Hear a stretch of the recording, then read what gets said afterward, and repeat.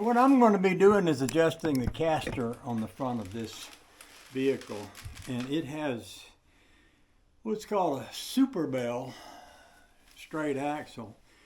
Back in the 60s, or maybe the late 50s, I don't know, but everybody used to run straight axles out from under Fords, Ford Model A, Ford 32 Ford, 40 Ford, all those axles. And they got in the habit of stretching the arm on one side to make what was called a dropped axle, and it'd be dropped by a certain number of inches, and it would basically make the car sit a little lower without changing the whole front suspension. Just change the relationship of where the tires are in relation to where the car is. There's a company called Super Bell. I don't know if they're related to the Bell company that used to make helicopters or not. But Super Bell started making a front axle out of pipe. It was round front axle instead of shaped like the axle on the rat rod is a 40 Ford front axle. This is a Super Bell axle. You can tell they're different. The castor basically means the amount that the part of the axle that holds the spindle is tilted. The more you tilt it, the more you get a forward steering car. And what I mean by that is the car will just automatically go back to going straight down the road if it's tilted a little more rather than a little less. And if it's not tilted enough, it'll tend to kind of zig and zag a little bit because it doesn't have that forward leaning castor. This is a shim, and it's about a ½ inch longer on one end than it is in the other. And I'm going to put this shim on top of the axle with the part of the axle that sits on the spring on top of it. And what this will do is this will tilt that front axle part a little more, which will increase the castor on it. And what I've done is I've jacked the car up so that both wheels are off the ground. And you can see, let me get you off of this and get you down lower. Let me get you, I got some little wood pieces over here I can use for a tripod. So you can see that this axle sits on top of this spring, and there's the little axle plate right there. And the way this axle plate is welded to the axle determines how much castor you've got.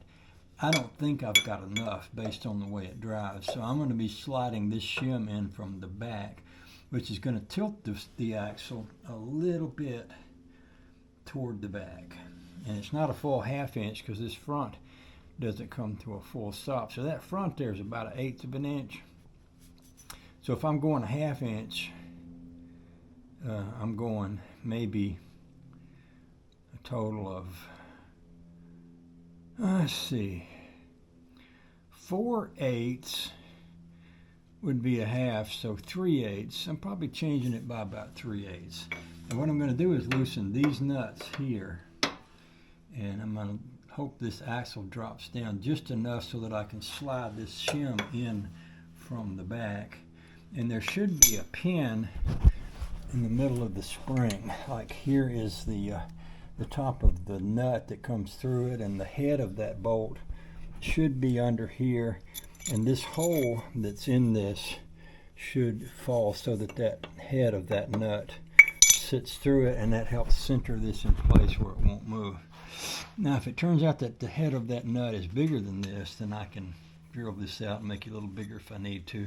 And by the same token, if this tilted it too much, I could come back and grind some off of this to change it to get it right.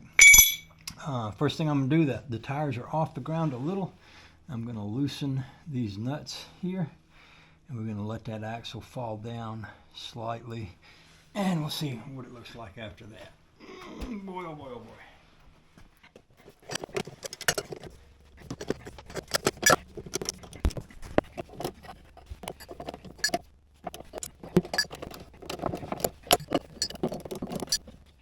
I'm guessing it may be that the shock absorber is holding the axle up, keeping it from dropping down.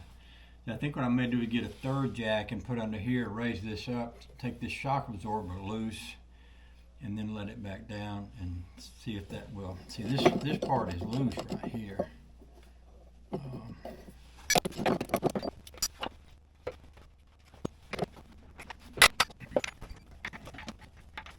Okay, I took the shock loose, and that let me get a little bit of space between these 2 points where that thing is going to go.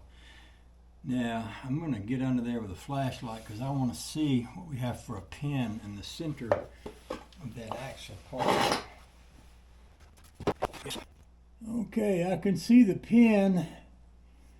I'm going to need to drop the axle a little bit more, and I may need to unbolt it, but I'm going to pull you back here so you can see what I'm talking about.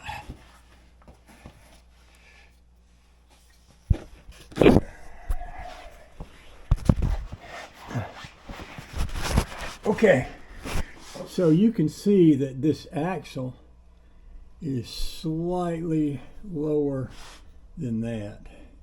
And it's almost enough for this piece to slide in there, except, as I mentioned before, there's a pin in the middle of that axle. You should be able to see that pin. I've got to get this spring low enough to get over that pin, so I may have to take these bolts all the way out. I was trying to keep them in here just to keep the axle as close to where it needs to be as I can. And what I'm gonna wind up doing, I can see now, is doing this on both sides. So I'm gonna need to get one of my jacks that's sitting in the back out so that I can take the other side loose over there and drop that axle. And what I want to do is have 2 jacks under the axle, which will allow me to control where the axle is when I make this next move. So I'm going to get me a jack stand and move one of those jacks that's holding this car up. I'll put you on hold while I do that. So I've got a jack under both sides of the axle now. I've got a whatchamacallit, jack stand on that side over there. I'm going to ease these things a little looser, which I hope will let this axle come down a little more.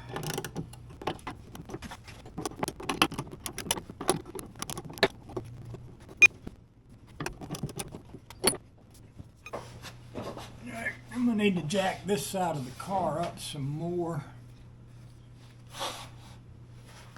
I think I can do that. Alrighty, that did the trick. So let's get my little, let's get y'all so you can see what we have here. Now see, this needs to be about, so we got plenty of room here now, but this hole needs to go through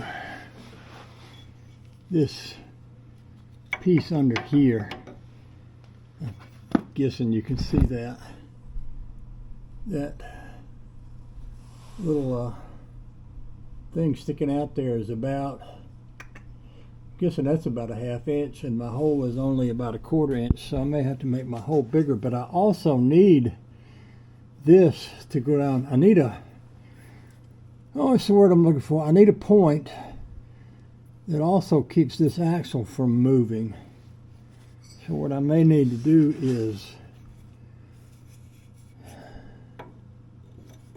put, well, let's see now, that has a sink down in it right there on this side, which looks like it would fit that.